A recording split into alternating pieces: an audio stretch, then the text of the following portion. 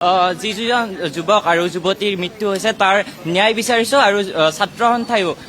এই ক্ষেত্ৰত পদক্ষেপ গ্ৰহণ কৰক আৰু নলবাৰী জিলাত আজিৰ পৰাই হয়তো মই যিমান জানিব পাৰিছো আজিৰ পৰাই আমি ন্যায় দাবীৰ কাৰণে আমি প্ৰতিবাদ চলাম আৰু এই প্ৰক্ৰিয়া সোনকালে হওক ন্যায় পাওক দুজন যুৱক যুৱতীয়ে ইয়াৰ বিষয়ে কোনো ধৰণৰ আমি গম পোৱা নাই আৰু আইনী প্ৰক্ৰিয়া আৰম্ভ নোহোৱালৈকে ইয়াৰ ওপৰত মন্তব্য কৰাও ভুল হ'ব কিন্তু নিশ্চিতভাৱে তেওঁলোক মেধাৱী আছিল তেওঁলোক খুব কৰ্মপন্থী আছিল ছাত্ৰ সন্থাৰ প্ৰতি খুব কৰ্মনিষ্ঠাৰে তেওঁলোকে কাম কৰিছিল সেইবাবে মই ভাবোঁ তেওঁলোকে ন্যায় পোৱাটো খুব উচিত আৰু অসম চৰকাৰে তদন্ত চলাওক কাৰণ বৰ্তমান অসম চৰকাৰ আগতকৈ